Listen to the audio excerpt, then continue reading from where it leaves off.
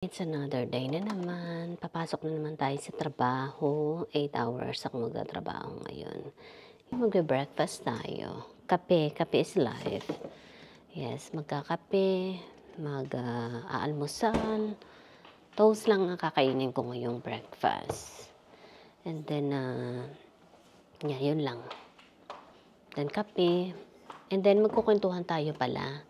Meron akong mas gusto ko itong toast na to, kaya itong kakainin ko, kaysa dun sa isa. Ang pagkukwentuhan natin ngayon is yung nabasa ko kahapon.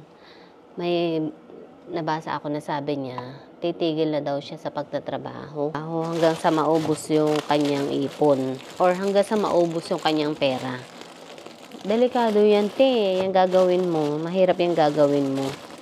Dahil pag ganyan ang ginawa mo, na parati ka na lang titigil ng trabaho, pagpagod ka, hanggang sa maubos ang pera mo. Pagdating ng panahon na ikaw ay nag-60 na, at ganyan na naman yung routine mo, mahihirapan ka ng makahanap ng trabaho agad-agad. Hindi ka agad-agad makakakuha ng trabaho.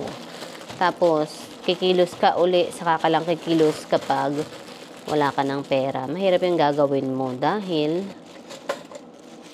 pagdating mo ng 60, ang dami mong nasayang na panahon, yung iyong kabataan, yung iyong mga oras, nasayang mo doon sa pamamahinga mo. I mean, pwede ka namang mamahinga, kaya nga nauso ang leave sa trabaho. Ang gawin mo, pag pagod ka, kumuha ka ng leave sa trabaho. Hindi ko alam dyan sa Pilipinas kung gaano kakatagal pwedeng mag-leave. Ang alam ko isang buwan yata, I'm not sure. Kaya lang syempre, make sure kung kukuha ka ng leave, may panggastos ka rin, di ba? Hindi yung pang-leave, magli-leave ka tapos yun palang pera mo, hindi rin sapat para sa pagli-leave mo. Kasi syempre pag nasa bahay ka, gagastos ka pa rin. Syempre kakain ka. Maisipan mo pang lumabas, mga malingki, gagastos ka pa rin. Tapos ano pa? Everyday yan. Halimbawa, isang buwan kang magpapahinga. Sabi mo, magli-leave or mamahinga. Siyempre, yung mga kagastusan mo, darating yan. Yung kung nangungupahan ka sa bahay, yung upa sa bahay, darating.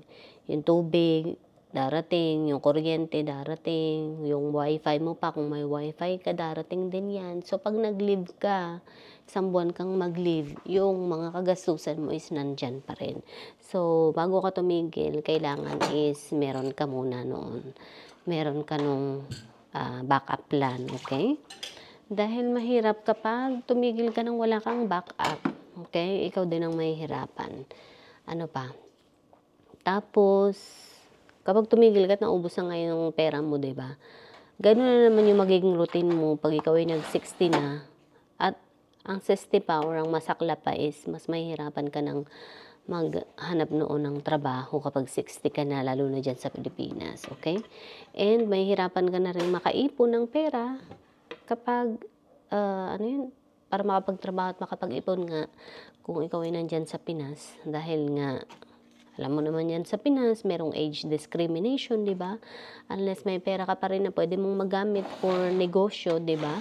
Yes, pwede mong gamitin yan. Pwede ka pa rin magnegosyo, pwede ka pa rin makapagsimula. Pero kung sabi mo ay hanggang sa maubos, so sabi ko sa'yo, girl, mahihirapan ka pag tuntong mo ng 60. Kaya dapat ang gawin mo is, huwag kang basta tumigil ng trabaho.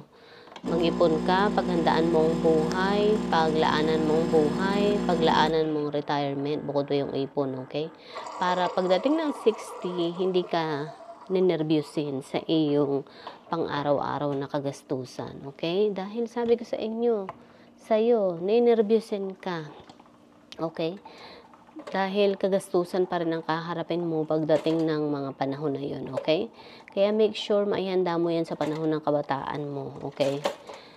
Mag-ipon, maglaan ng retirement para hindi ka nervyusin pagdating ng ikaw ay 60 na. So, sabi ko nga, huwag kang basta tumigil ng pagtatrabaho hanggat wala kang seguridad sa buhay mo, hanggang hindi mo na i-secure ang kaperahan mo, ang buhay mo, okay? Kailangan lahat ng yan ay na-secure mo muna bago ka mamahinga. At sabi ko nga, huwag kang basta tumigil ng trabaho, lalo na bata ka pa. Pwede kang mag-leave lang, okay? Puwede ka namang tumigil talaga ng pagtatrabaho kung talagang nai-secure mo na yung sarili mo, okey. Nai-secure mo na yung kaperahan mo, nai-secure mo na yung retirement mo, walang problema. Yes, puwede kang tumigil na sa pagtatrabaho mo kapag afford mo na ang buhay. Pero kung hindi, sabi ko sa inyo, at gano'n ang ginawa mo, pagdating ng panahon na naisipan mo uling bumalik sa trabaho, mahihirapan ka girl. Mahihirapan ka na harapin uli yung mga problema na yun kasi hindi siya matatapos. Ang mangyayari is madadagdagan lang lalo yung mga problema mo sa buhay. Kaya kung ako sa'yo, no, mag-leave ka na lang, okay? May paraan. Puwede kang mag-leave ng kahit ngayon 3 days lang, sapat na yun, eh. Kung meron kang day off na 3 days sa trabaho mo or 4 days, that's good. Sapat na yun para makapahinga ka. Magliwaliw ka on those 3 to 4 days. Kasi ako, sa trabaho ko, kaya hindi ko na minsan kailangang mag-leave. Pero kailangan mo pa rin mag-leave kasi sayang yun, di ba? Pero babayaran ka naman kahit hindi mo gamitin. But I'm saying is, mag-leave ka pa rin. Ako, nagli-leave pa rin ako. 3 days, sapat na sa aking day off yun. Yes. Kaya ako hindi na nagli-leave. Yun. Well, nagli-leave rin. Kalilib ko nga lang ilas. Nitong nakaraan. Yes. Nakapahinga ako. And sabi ko nga, I'm enjoying my 3 days off.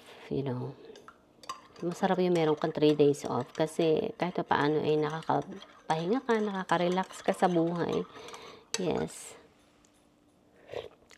Parang nawawala yung pakiramdam na parang unfair ng buhay, puro trabaho na lang ganun kapag meron kang 3 days off. Yes, pero kung 1 day off lang, bidin ng 1 day off. Pero minsan wala akong magagawa kasi yun ang naka-schedule eh. Yun. But that's okay. Yes. Okay, so maghahanda na ako papasok and mag-almusal. Ito yung almusal na aking kakainin. Toast siya, yung frozen. Yan. Tapos, syempre kape. Dahil kape is life. Para madagdagan ng energy ang katawan. Yes, kahapon ay pagod na pagod ako. Grabe. Yun. Grabe yung mga buto-buto ko ay talagang nasuko. Pero ngayon okay na uli ang pakiramdam ko. Well, dahil uminom ako ng pain reliever. Ayun. Pero yun nga. Okay, papasok na ako. Ay, papasok na. Maghahanda na. Alright, mga be. Talagang, sabi ko sa inyo, sa mga kabataan dyan, huwag niyong sayangin ang mga oras, sa mga panahon at kabataan niyo, mga oras niyo. Okay, paglaanan niyo ang buhay. Dahil tao lang tayo. Darating ang panahon tayo ay magkakasakit, mawawalan ng trabaho, titigil sa pagtatrabaho, hindi na makakapagtrabaho. So, paglaanan nyo yung mga panahon na yun, okay? Dahil kung hindi nyo paglalaanan yung mga panahon na yun, ito ang tanongin nyo sa sarili nyo, okay? Sino ang magsusustento sa inyo pagdating ng panahon na kayo ay hindi na pwedeng magtrabaho? Okay? Sino? Tanong, yun lang ang aking at masasabi ko ngayong araw na ito. Right? Bye!